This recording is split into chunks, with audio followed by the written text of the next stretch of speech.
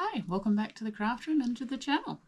Now today's video is from a request from one of the subscribers, so thank you very much. And it is a small tutorial on the basic C2C pattern. C2C, what is that? It means corner to corner. You go from one corner to the other corner. Pretty self-explanatory, but it is a technique that creates a blanket or an article that has hardly any holes in it, and it can be done continuously. It can be done in almost any stitch, but the most common one to use is a DC, a double crochet. Now that is US terms. In UK terms, you would call it a treble. So thank you, Doreen, for requesting this, and we will get on with the tutorial. Welcome to the C2C tutorial. This tutorial I'm going to do very basic. It's just a basic C2C for people who haven't done it before. C2C meaning corner to corner. So yeah, it's a basic one for people who either haven't done it before or find a written pattern quite hard to understand. I will be using this yarn. It is an 8-ply or a number 4 weight. I think that's how you do it, weight. And we don't go by weights here, so I'm guessing. And I'm using a 5mm hook because that's what it says here that you use. So I'll put that up out of here. I've already pulled the middle out, so I like to work from the middle because then I don't have to move the ball at all. First thing I want to do is we do a, get my thing in the right way, a slip knot. So this is the end, and I just go over there, grab that one, turn them over and put it over the top like so. There are a lot of different ways to do a slip knot. You do what works for you. It really doesn't matter as long as it moves up your yarn when you pull it. How I hold my yarn, I put the little finger over and then that finger, so that this one keeps it tight to the hook, and then I spread my little finger to get more yarn. So just like that. The first thing we want to do is we want to chain 6. So 1, 2, 3, 4, 5 and 6. Put a loop on your hook. Now you want to count back 4. So that's 2, that's 4. And then just under one loop and do a double crochet. So double crochet, we've got 3 loops. That's our original one. Then the 2, one we picked up first, the one we just picked up. You put another loop on the hook, pull through 2 and then pull through 2 again. We want to do 3 of those, so that was 1, 2 and 3, which has got us back to our slip knot that we started on. So I'll just show you that. This is our first block of our C2C. We always count the chain as our first double crochet. Every block has 4 double crochets in it, including the chain. So that is all done. That's block number 1. What we need to do now is we need to make another block. So we chain 6, 2, 3, 4, 5 and 6. Put a loop on our hook. Count back 4. So that's 1, 2, 3 and 4. Like so. And finish it off as a double crochet. Work your way back along the chain, and you should be able to get 3 double crochets in before you get back to the block we finished first. So now we've got two blocks of 4 double crochets. What we're going to do now is we are going to turn the bottom block over, and we are going to bring this up so you can see it a bit better. We are going to slip stitch into the top of the chain that started the first block. We will always be slip stitching into that chain. So this is a double crochet. This is our first chain. Now we are on an inside corner. What do I mean by that? This edge here and the one that goes here are our outside edges. This is the bottom. So this is an outside corner. While we are still increasing, the outside corner always has 6 chains to start a new block. When you do 6 chains, you are making a new block. We are on the inside, we're not making a new block here, so we do 3, 2 and 3. That will get us to the height to be a double crochet. Like I said before, our chains count as a double crochet. Now we are going around this chain and doing 3, going around the whole chain. So that's 2 and 3. Just finish that so I can show you. So we now have, that was our first block. You can see by the lime green colouring. First block, second block, third block. We can see the back of this block because we turned our work over. These 2 blocks are the right way because you can see the little V's on the top. So we know this is the row we're working on because we can see them the right way. So, and I apologise, I don't mean to say so much. We want to chain 6. 1, 2, 3, 4, 5, 6. And in case you haven't figured it out, why we do 6, 3 gives us the ones we're going to work back into, and then the next 3 gives us the height for the one on the edge that counts as a stitch. So we count back 3 because we need to have that one as an actual stitch, and go into the 4th chain from the hook and do 3, 1 in each loop as we get back to the block we just finished before, like that. And that is a finished block. It is a floating block at the moment because we haven't attached it, but it is complete. It's got 4 visible stitches. We are counting the chain as our first stitch. So what I do, I hold that with those fingers, turn the work over. Keep your block the right way and turn the work over, keeping your string going straight down for pointing to you. Slip stitch into the top of the chain, and you have now joined up your floating block for the new row. And if you look, our first block is now the right way up. There's the little V's on the top. Second row is the wrong way now. So now we need to making a new block here. So it's on the inside, so we only do 3, which just gives us the height of a double crochet. This here is the chain that made this block. That's the one we're going around, and we need to put 3 double crochets around that chain, and 3. So that's that block done. So every block, when it's made, has 4 visible double crochets. We need to put it down because we don't want it to be a floating block. We want to join it all up, making sure you're under 2 strands. Slip stitch that to the chain from this block. We are still on the inside. This is our edge. This is our edge. We haven't got to the edge yet, so it's still 3 chains. And then 3 double crochets around the chain on that block. This is the chain here. 2 and 3. And that block is finished. I'll hold it up that way. If you think of your work as more of a diamond than a square, until you've got it to the width you want, it will be easier to see where you're at and where you've got to go. So these 3, the row is now complete because we've gone from one straight edge to the other straight edge. I know it doesn't look straight, but it is.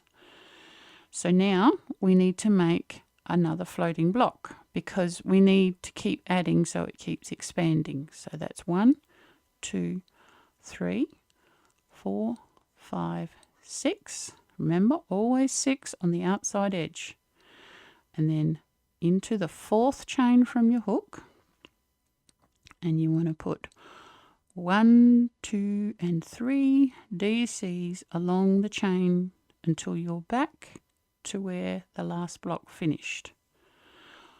Don't turn your work until this floating block is finished, and then all you do is just flip the work. Don't change this one, because this one is the first block of your new row. And then slip stitch into the top chain of the chain 3 from the previous block. And now we have 1, 2, 3, 4 blocks on this side. There's only 3 on this side because we're going that way. So I'm not going to talk for this bit. I'm just going to show you.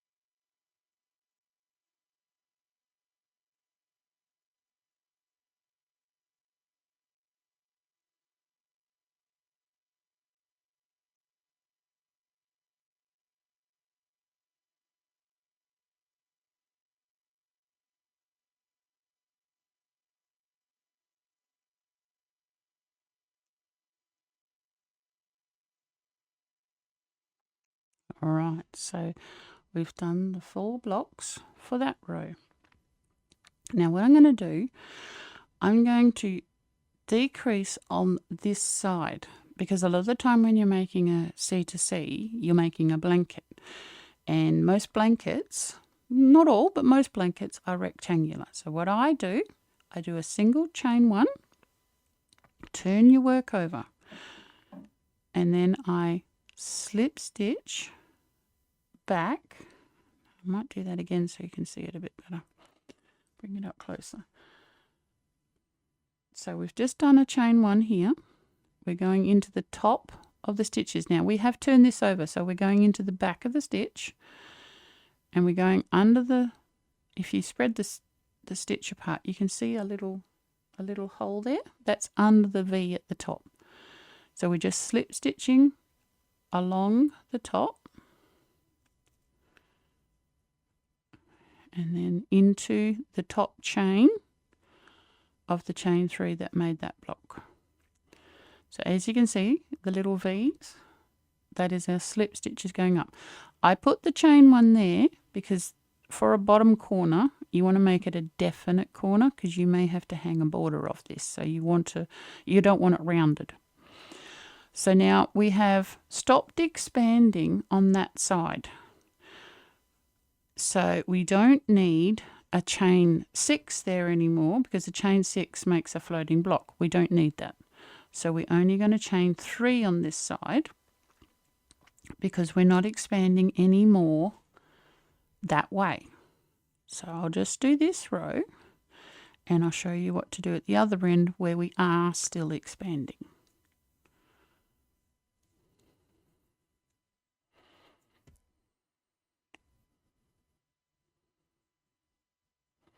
Always make sure you go under 2 strands when you're slip stitching, joining a floating block.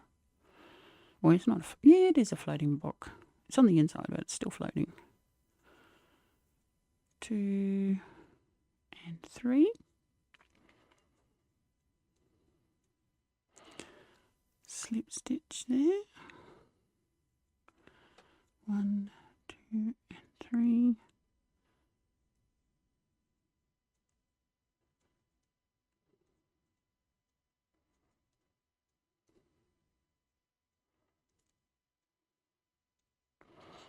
Slip stitch into there.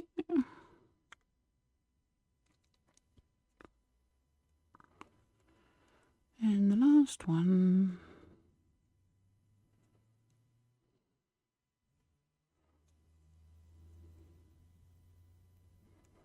and 3. So that's that row done. It only has 4 new blocks in it. As you can see, this one is the other way. This is the row we just did. These blocks are the right way up because we only just did them. The ones are the wrong way up, that's our previous row. So this side is never going to be more than 4 stitches, 4 blocks wide. But this side we want to keep expanding because we want a long strip. So we do a floating block, which was 6 crochets, chain crochets, 3, 4, 5 and 6. And then once again into the 4th chain from the hook and do a double crochet, 1 in each chain to get you back to where you started off from. And 3. And once again, turn the work, not the block you just finished, and slip stitch to the top of the chain. So there we go. We now have 1, 2, 3, 4, 5 and 6. So we've got 6 on this side, but we've only got 4 on that side. And what I'm going to do is I'm just going to pause and I will do the rest of this row and then I will show you how to decrease on both sides.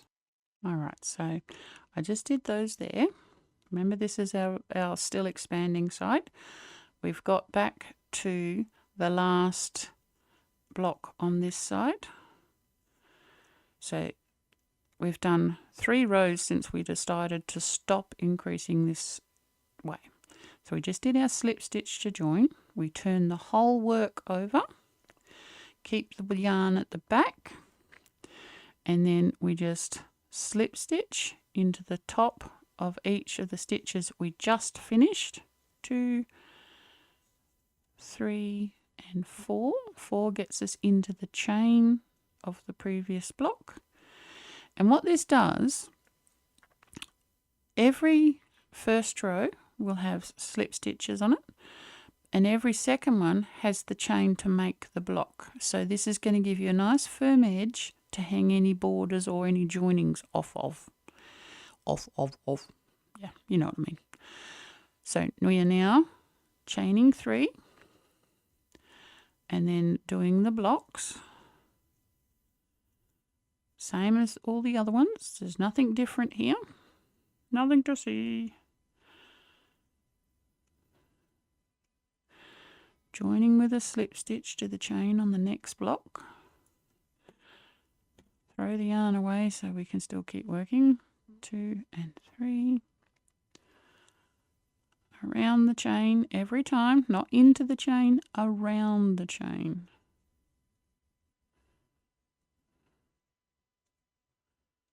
Now I can't remember if I've already said this, but we go into the chain rather than around, and I'll just show you why. If I go around to slip stitch these together, it forces a gap here, makes quite a large gap, and I myself, I don't like the look of that. I mean, if you want to get faster, that would get you faster, but I like going into the chain because it keeps the gap smaller. 2 and 3. Either way is correct, but I don't like it. I don't like it. 2 and 3. Alright, so now we are going to join this one up to the chain. Now we're going to pretend that, oh, I think this is a really big blanket now. Going to keep me warm all winter. So I don't want to do more blocks than this. 3. I will do this very last one on the end. Now, also, actually, I might do that first. If you get to the end of this row and you think, ah, dang it, I should have slip stitch up here because I don't want to go any more this way. What you can do, you can just turn here and slip stitch up, but it will have not a very good corner here. If you're hanging a border off this corner is a little bit weak. It might look a little bit funny, but you can just turn over and slip stitch up if you want to. I'm just going to do this last block because, you know, this winter blanket, I need to cover my toes with it. So we're just going to make it just a little bit longer. 2 and 3. So we do 1 chain because I'm not doing anymore. This blanket's way too big. So 1 chain, turn over, slip stitch up the side. 1, 2, 3, and 4. Make sure you have 4 slip stitches because you have 4 stitches. 4 double crochets you've got to slip stitch into. And that has given you a nice sharp corner, looking sharp. And we just keep doing that. So now that we've stopped increasing, we have to slip stitch on both edges because we want them to come together. Come together. Anyway, you don't need me singing. I'm not that great at it. So, slip stitch together.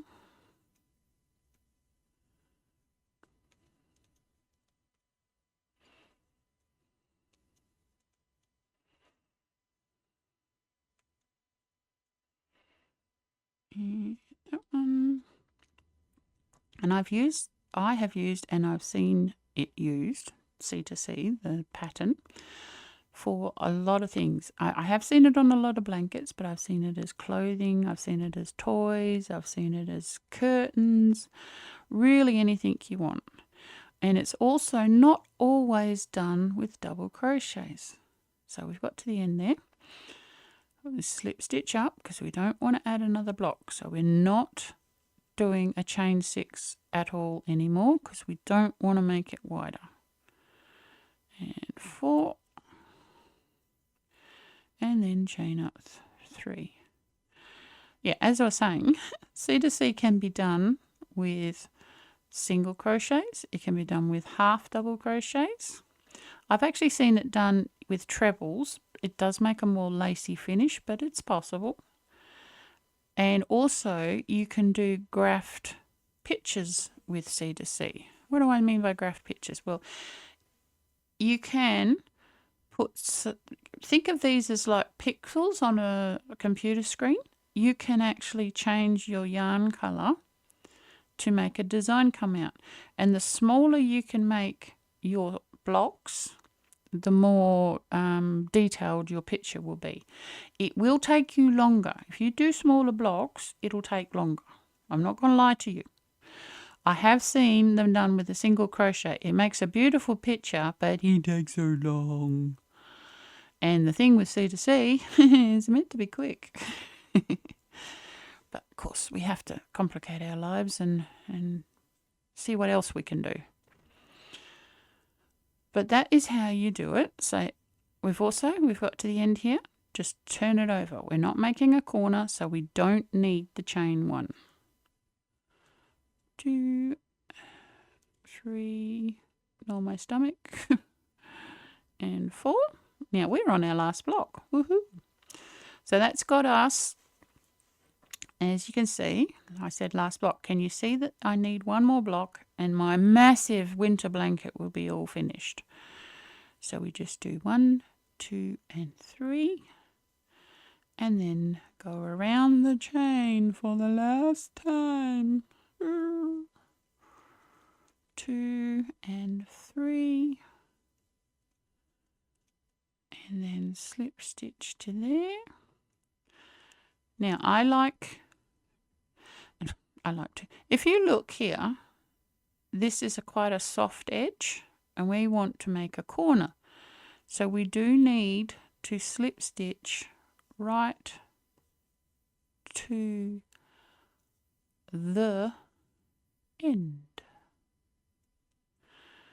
to make it nice and square. So I'll just put 1 chain in the end so I can take the hook off. So this is our massive winter blanket. Maybe I could put a Barbie under it or something. Anyway, and that is how you do C2C or corner to corner. And that's, we've worked from this corner all the way to this corner. And that's how it works. So, like I said, you can keep expanding forever. You can cover your house with a C2C if you really want to. It'd be interesting to watch. Anyway, getting back to it.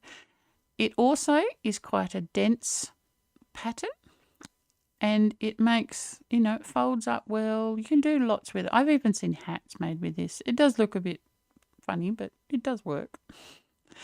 But anyway, that's how you do basic C2C. And I will see you in the outro. Yeah. So that is the tutorial. I hope it was helpful and you learnt a lot and it wasn't too out of focus or too fast. I did try to slow down for you. So this is our little winter blanket. I hope you have a trial with a little bit of scrap yarn that you might have on hand. It is a really good pattern to learn. And like I said in the tutorial, you can use nearly any stitch for it. You can even do fancy stitches in the middle, whatever you like. I'm also going to put a picture at the end of the video of C2C, but done a certainly different way. And what I did is I found 3 balls of yarn that had the same sequence and the same size of sequence. And I made panels out of them. And it's made like a colour pooling effect, but it's C2C. So I thought that would be interesting for you to see a different thing you could do with this pattern. So once again, thank you to the subscriber for suggesting this. And if you have anything else you'd like to see in the crochet related or yarn related world, please write in the comments below and we'll see if we can make a video out of it.